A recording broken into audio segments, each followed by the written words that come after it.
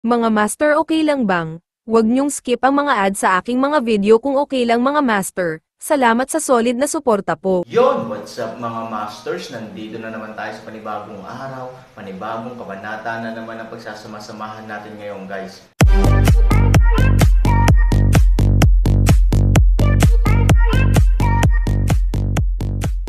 Bali mga masters, kung bago ka pa lang po sa aking YouTube channel, please click the subscribe button, lalong-lalo na po yung notification bell guys, para maging connected pa rin tayo sa isa't isa at maging updated kayo sa mga susunod ko pang video. Bali mga masters, bago natin umpisahan ng kwento ay mag-shoutout po muna tayo para sa mga solid nating tagapakinig. Shoutout kay Fernando Jimeno at shoutout kay Rene Villasorda. Yun na nga mga masters, no? Bali hindi na ito patagalin. In 3, 2, 1, let's go! Ngunit sa dagat ng dugo, mula nang bumagsak si Han Sanchen, walang mga alon o paggalaw. Halatang bumagsak na talaga siya, at walang posibilidad na may mangyari pang milagro. Ang oras ay lumilipas pa rin, at ang Black Shadow Gang ay naging mas mayabang at mapagmataas, ngunit sa kabilang banda, ang sitwasyon kay Ivory at sa iba pa ay naging mas kritikal. Ang mga galaw ni Ivory ay halos tila pinabagal ng ilang beses ng isang tao, na may malakas na pisikal na lakas at pagkonsumo ng enerhiya, kahit na ang orihinal na Han Sanchen ay halos hindi ito masuportahan, lalo na si Su Yingxiao ay isang mahinang babae lamang. Si Daoskar at ang pangalawang kapitan ay unang ibinaba, at ang dalawang kutsilyo ay nailagay na sa kanilang leeg, at hindi sila makagalaw kahit isang pulgada. Bagamat hindi pa nahuhuli si Ivory, nasa bingit pa rin siya ng kamatayan. Ang mga taong nakapaligid sa kanya ay halos sumuko na sa pag-atake sa oras na ito, at kahit na hindi sila gumawa ng anumang pag-iingat sa kanyang tabi, tahimik lang siyang tiningnan at pinalibutan siya. Hindi na siya banta. Ivory, gusto mo pa bang lumaban?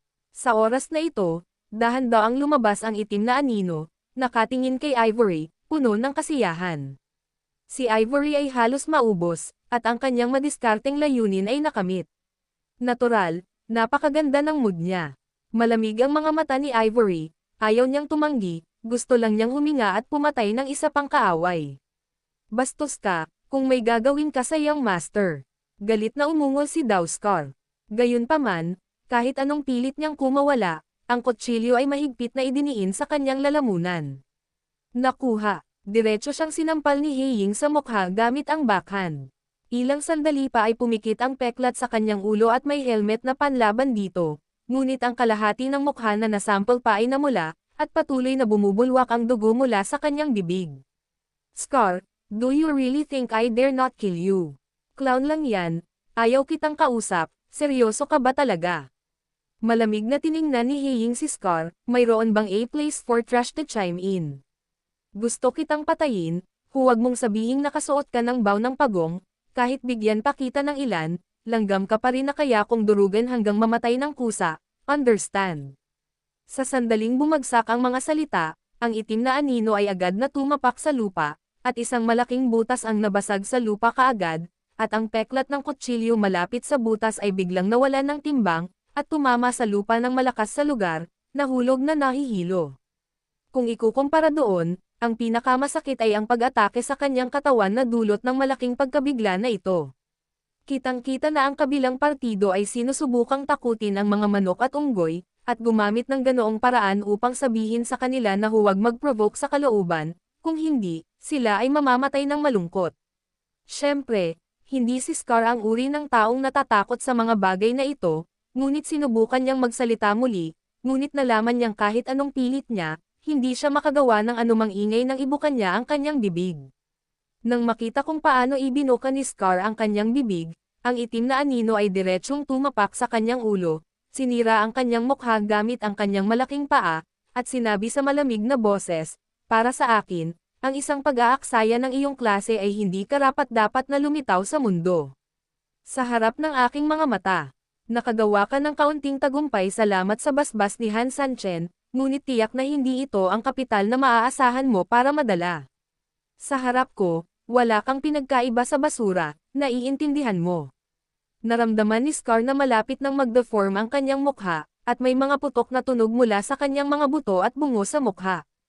Halos, hindi ito gumamit ng itim na anino, ngunit sa sakit. Wala man lang siyang pag-aalinlangan na hanggat nakaramdam ng kaunting kawalang kasiyahan ang lalaking ito at pipilitin niya ang kanyang mga paa, ang kanyang ulo ay sesabog na parang pakwan, at lahat ng nasa kanyang ulo, kabilang ang kanyang mga mata, ay magiging tulad ng sapal. Nang isang pakwan umiinom ng masama, alam ko ang gusto mong sabihin ko, masasabi ko, gusto mo bang marinig ito? Malamig na ngumiti si Heying, kung alam mo, sabihin mo kaagad. Para sa kapakanan ng pagiging miyembro mo ng Chanmo Castle, basta magsalita ka ng maayos, ikalulugod kong marinig ito. Kaya kung magpakita ng awa, iligtas mo ang buhay ng iyong aso. Maraming salamat, pero, maglupasay ka muna, nabigla ako sa iyo kaya hindi ako makatayo. Bahagyang yumoko si Soying at yumoko. Sabihin mo na, walang pakialam na sabi ng itim na anino. Ngumiti si Scar at tumango. Okay, maririnig mo ng malinaw. Makinig ka. Haha, tanga ka anak, pag sinabi mong maglupasay ka, maglupasay ka. Aba, kung ganon, sasabihin ko sa'yo, ako ang tatay mo, ako ang ligaw mong ama. Haha, ha. Kung tutuusin, napakalakas ng boses ni Scar, lalo pa ang pag-squat, kahit nakatayo, kahit na malayo ka, maririnig mo pa rin ang sinasabi ni Scar. Sa katunayan, sa huling pagsusuri, malinaw na sinadya ito ng lalaking si Scar. Ang layunin ay para din sa simpleng nakakadiri na anino. Galit na galit si Heying. Noong una, gusto niyang makarinig ng malambot at kaaya-ayang salita, ngunit hindi niya ito inaasahan. Sa huli, hindi lang ito ang narinig niya, kundi isang pagmumura na lubos na nagpahiya sa kanya. Sa sobrang galit, mahigpit na hinawakan ni Soying ang lalamunan ni Scar gamit ang isang kamay. Ang taong ito ay hindi man lang nakuha ito mula sa gininto ang baluti, ngunit direktang kinurot ito kasama ng baluti. Ang baluti na gawa sa ginto ay nagsimulang mag-deform sa isang iglap. Hindi na rin makahinga si Scar dahil nakaipit ang leeg niya. Ang kanyang buong mukha ay naging kulay asol, mula sa asol ay naging puti. Nakabukaka ang mga pupils niya, parang malapit na siyang mamatay. Ngunit sa sandaling ito, biglang bumitaw si Soying, itinapon ang peklat sa lupa, at malamig na tumayo. Nataranta ako saglit, at muntik na kitang pagsamantalahan.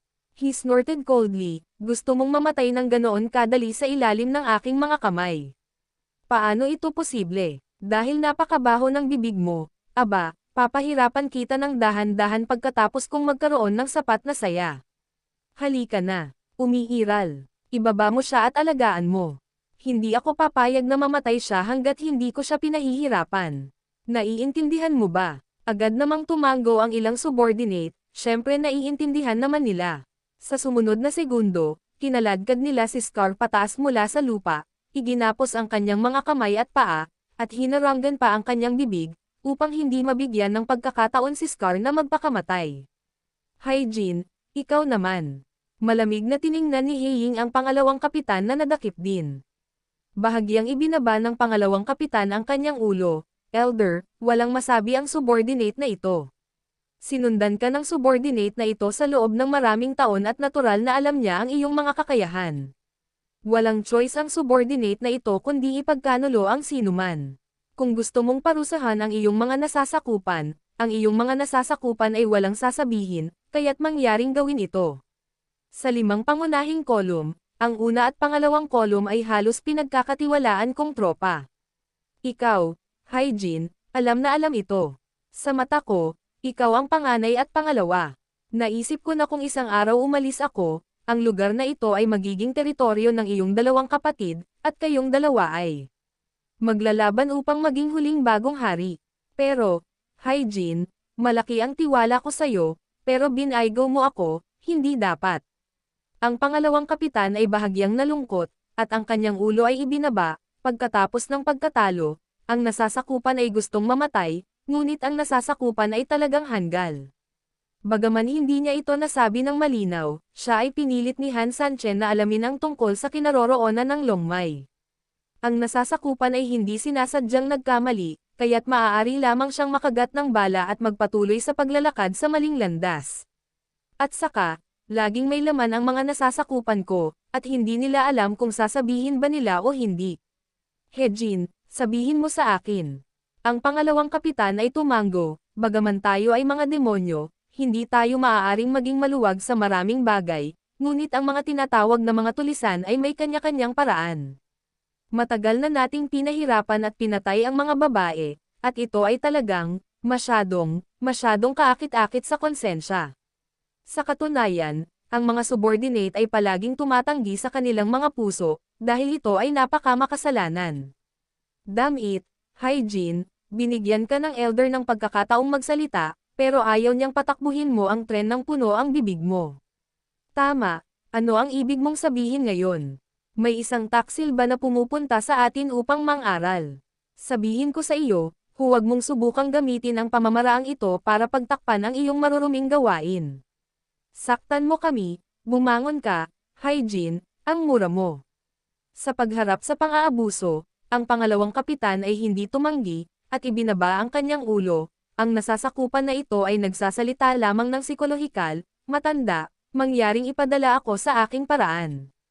Napakunot ang noo ni Hiying at saglit na hindi nagsalita, iniisip kung ano ang iniisip Yun na niya. nga mga masters, no? Bali panibagong kabanata na naman yung natapos natin ngayong gabi. Muli, maraming salamat po talaga sa walang sawang suporta po sa aking YouTube channel na talagang inaabangan nyo po ang bawat upload ko po. Bali mga masters, magkita-kita ulit po tayo bukas ng gabi at ngayon po ay magpapaalam po muna tayo. Bali mga masters, bye-bye!